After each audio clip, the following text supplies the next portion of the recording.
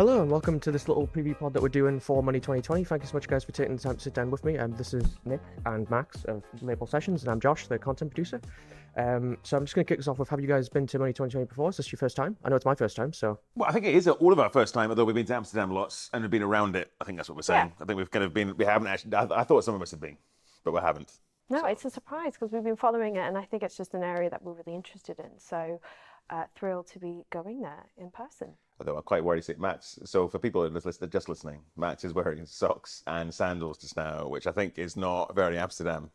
I think it's not quite. I think you might not get allowed in. I actually think that it could be very Amsterdam. They're all black, so you could get mistaken for a German or something. Yeah, It's quite Berliner. For highlighting that. You should be aware of the Berlin Schnauzer too, which is the people with a kind of quite a sharp tongue, which I might have now that you've brought out my socks and sandals. Yeah, very good. Give me a signature. So yeah, Max will be the person walking around the exhibition hall in socks and sandals, and the rest of us will be talking about Nick will have a black eye. I'm completely going in blind for the most part, because this is the first time I've actually been to a business conference in general. Yeah. So I'm just curious as to what there is to expect. Obviously, I've done my research online. Like, there's going to be a big exhibition hall of like all these different wonderful companies to look around, and some of the speakers. And I was looking at some of the speakers as well. So, the one speaker that I was really interested in was a lady called Mary Agensauer, and she does Now You're Talking, which I feel like aligns quite well with the stuff that we're trying to do with Global Sessions, which is it's all about women in business who need to be in more empowered and leadership roles, and how to give the advice to get you to that position.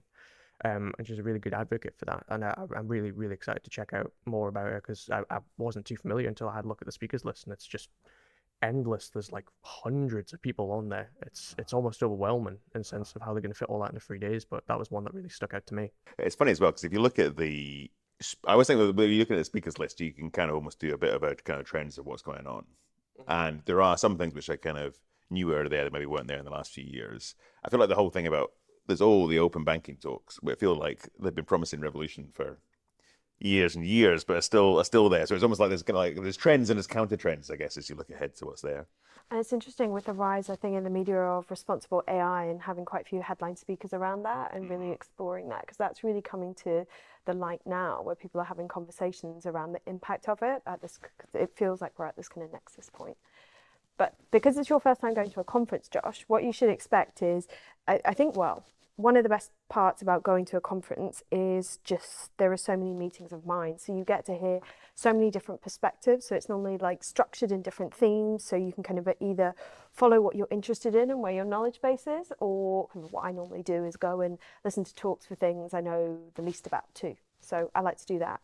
But it's really about the serendipity of meeting different people who have the shared interests in and around payments, money, transactions. So expect it to be really busy, expect to have lots of conversations, and hopefully some really interesting talks.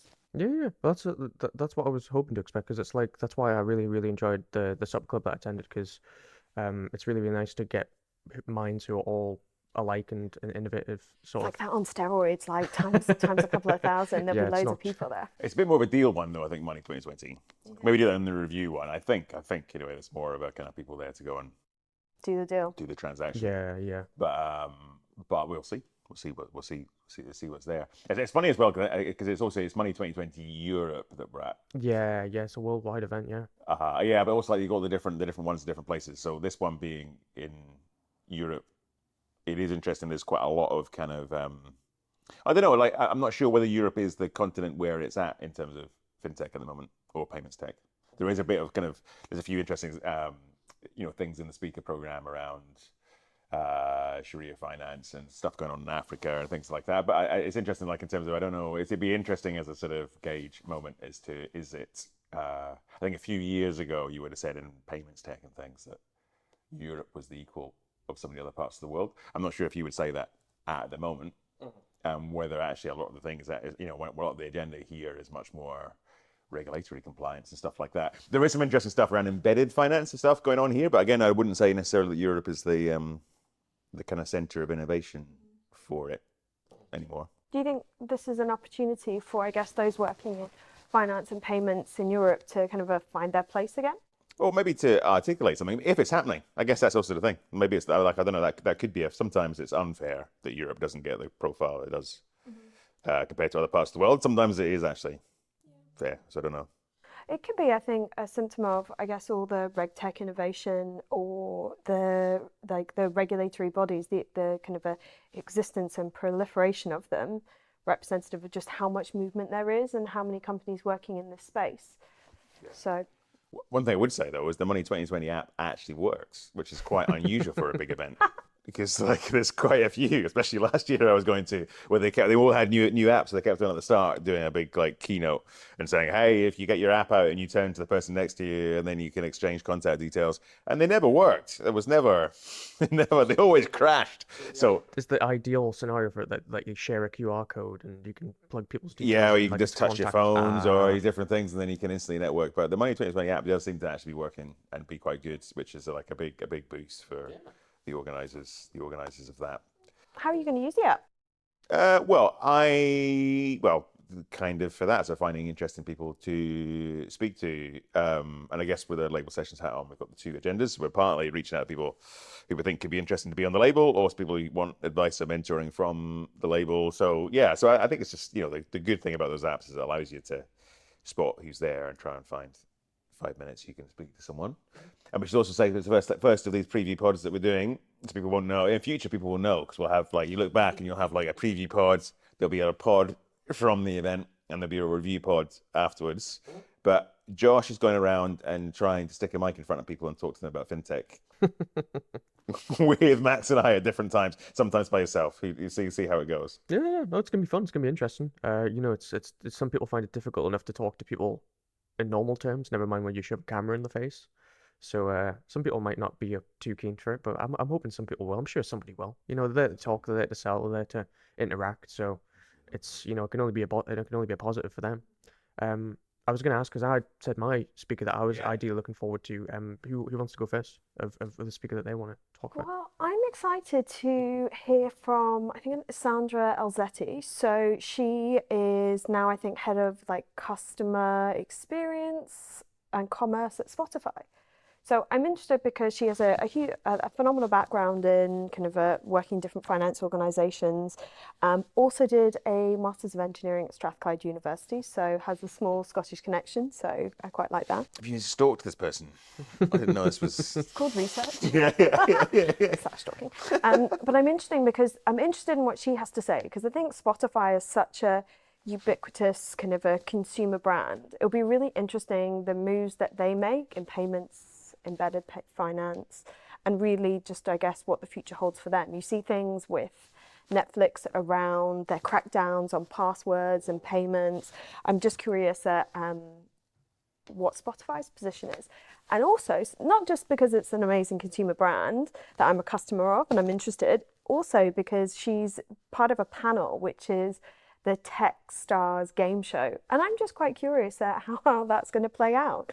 So I'm interested in her perspective and just this whole setup. I do find the Spotify Netflix connection fascinating, because I feel like I know that Netflix has some family plans and things like that, but I feel like Spotify is a little bit more open, because they have several plans, like the Duo and the Family plan, that are all connected under one account. And there's not really any way you can track a Spotify account to one location. The It's so potential is inherently massive as well. Like if you could just pay for all the different things through your Spotify membership, things would open up. But it's like I've been talking about that as like a strategic opportunity for someone like Spotify for years, and people haven't quite pulled through.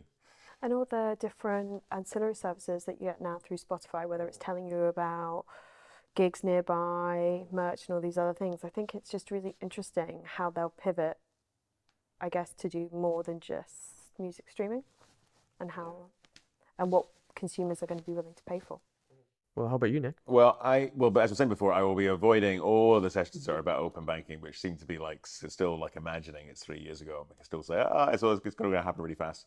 But I think one of the things that was interesting, two things I thought were interesting. So one, there's a session on in-car payments, which I do think is an interesting thing. It's Mercedes that are leading that, and I think it's kind of, again, it's been one of those areas that has been. I'll give that area a pass and not giving open banking, which is like, we've been talking about this for ages. But to be fair, the functionality is there now, and also some of the use cases in terms of car charging and things that make it more likely that in-car payment can become a bigger part of the world.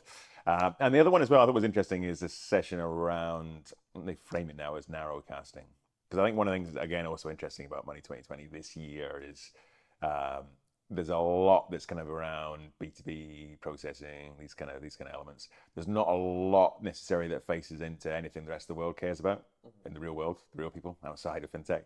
But narrowcast is an interesting thing. So it's this thing around actually how can you serve people in a world without branches, without being completely impersonal, which again also plays into a bit of some of the stuff we're doing in label sessions in some ways. But I think those will be the two that I'll be looking out for. And then I always find at these things that the exhibition floor is better than the speaking stages.